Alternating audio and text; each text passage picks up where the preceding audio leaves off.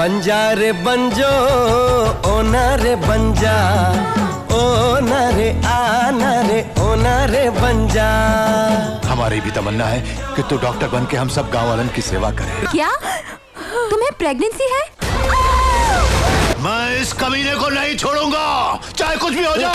ये गांव हमारा, ये गली हमारी, ये कस्बा हमारा, ये काम हमारा। जातिवाद को हमें घर घर में फैलाना है। आज के बाद इन जैसा कोई भी आया तो उसका यही अंजाम होगा।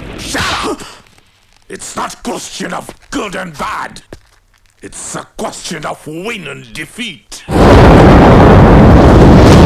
ममता बनर्जी के मृत्यु कुंभ के बयान के बाद अब शंकराचार्य भी उनका विरोध कर रहे हैं। शंकराचार्य की ओर से जहां ममता बनर्जी और अखिलेश यादव को जमकर खरी खोटी सुनाई गई, वहीं योगी आदित्यनाथ के महाकुंभ में व्यवस्था पर भी सवाल उठाया गया। 144 साल की तो बात ही झूठी है, तो झूठा प्रचार करके लोगों को आपने आकर्षित कर दिया। जब आपके पास भोजन नहीं है खिलाने के लिए तो आप लोगों को आमंत्रित क्यों कर रहे हो? अब लोग आ जाएंगे, उसके बाद खाएंगे क्या? क्यों नहीं मुख्यमंत्री जी ने कहा कि हमारे पास इतना एकड़ की ज़मीन है, इतना एकड़ के रास्ते हैं, इतने वाहनों के लिए जगह है, उतने लोग कृपा करके आइए, बाकी लोग मत आइए ताकि अब व्यवस्था न फैल जाए। अंधाधुंध लोगों को आमंत्रित कर दिया गया कि आइए आइए आइए, अब दोबारा नहीं मिलेगा मौका।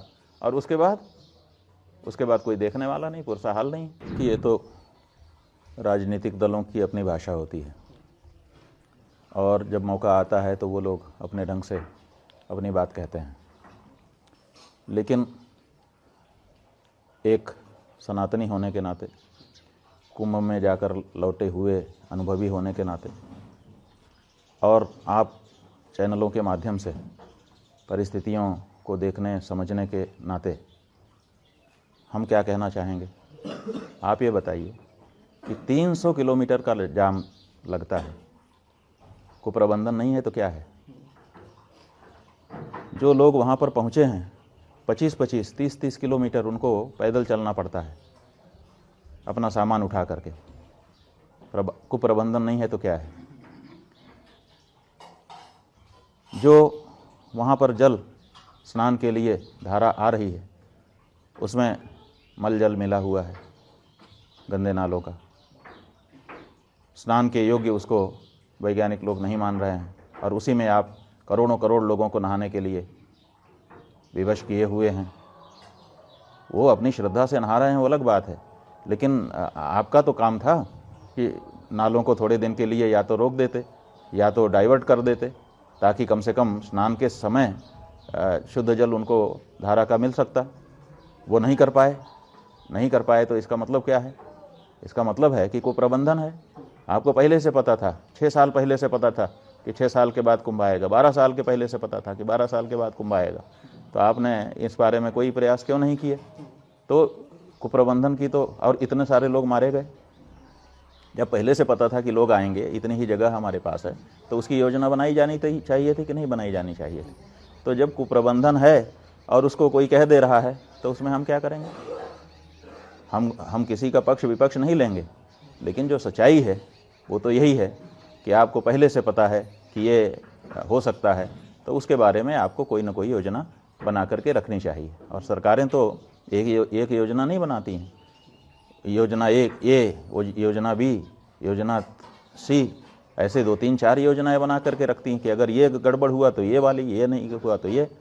तो आपको कोई योजनाएं बना के रखनी चाहिए थी।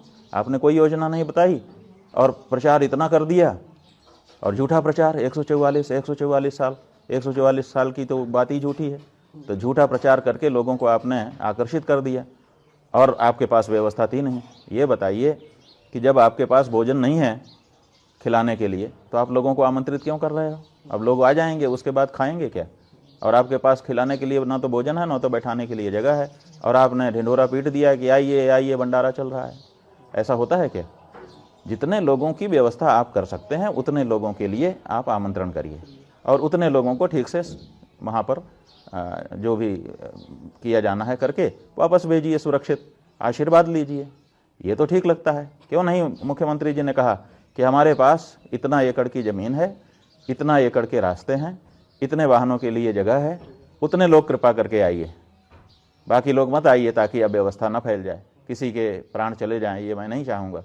इस बारे में क्यों नहीं सतर्कता बताई गई, लेकिन नहीं किया गया। आखिर व्यवस्था क्या होती है, आखिर किस लिए अधिकारी होते हैं, किस लिए उनको बड़ी बड़ी सुविधाएं और बड़ी बड़ी तनख्वाह दी जाती है, किस लिए बताइए? यही सब के लिए तो कि वो सुव्यवस्था बनाएंगे बैठ करके। लेकिन ये सब कुछ नहीं हुआ। अंधाधुंध लोगों को आमंत्रित कर दिया गया कि आइए आइए आइए, अब दोबारा नहीं मिलेगा मौका। और उसके बाद कोई देखने वाला नहीं, पुरसा हाल नहीं। पुल बनाए गए, वो पुल बंद कर दिए जाते हैं। आखिर पुल काहे के लिए बनाए गए थे? लोग इधर से उधर आवागमन कर सकें। लगा दिया, जो जाना चाहे वो जा भी नहीं सकता, जो आना चाहे वो आ भी नहीं सकता। कोई आपके पास वैकल्पिक मार्ग नहीं है कि अगर कोई फंस गया है, समस्या में है, उसको लिए हम एक और सुरक्षित रास्ता रखें, उसमें से निकाल करके उसको आगे बढ़ा दें। ये सब तो व्यवस्था में किया जाता है ना। तो ये जो क्राउड मैनेजमेंट का जो सिद्धांत है, उस सिद्धांत का भी परिपालन यहाँ पर नहीं किया गया। हॉस्पिटैलिटी का जो सिद्धांत है कि हम मेजबान हैं, हम अगर लोगों को आमंत्रित कर रहे हैं, आवाहन कर रहे हैं, तो उतना व्यवस्था हमारे पास होनी चाहिए, उसका भी कोई ख्याल नहीं रखा गया है। और यहाँ तक कि लोग मर गए तो उस मृत्यु को छिपाने का भी काम आपके द्वारा किया गया, जो घोर अपराध था। तो ऐसी परिस्थिति में कोई अगर इसको कोई संज्ञा देता है तो हम गलत नहीं कह पाएंगे। समाजवादी पार्टी प्रमुख ने कहा कि कुंभ जैसे कोई चीज़ ही नहीं होता, और खासकर वहाँ प्रबंधन पर ये आरोप लगाया कि काफ़ी। अब कुंभ जैसी कोई चीज़ होती है कि नहीं होती है, इस बारे में हम क्या कहें उनको।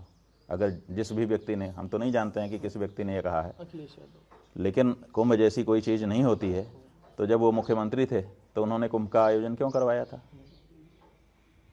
अगर कुंभ जैसी कोई चीज़ ही नहीं होती है तो फिर कुंभ के लिए उन्होंने फंड क्यों निकाला था? कुंभ के लिए एक प्रभारी मंत्री क्यों बनाया था? कुंभ में स्वयं क्यों 3-4 बार आकर के निरीक्षण परीक्षण कर रहे थे? क्यों कर रहे थे?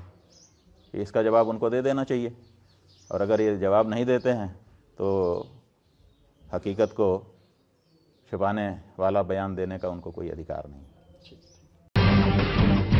जब टूटती है आस, जब थकती है सांस, जब रूठते हैं अपने, मुंह मोड़ता है जमाना, जब अंगड़ाई लेता है संकल्प, फिर बनती है कहानी, बनते हैं अनमिट निशान। देखिए मेरे साथ संघर्ष की दास्तान।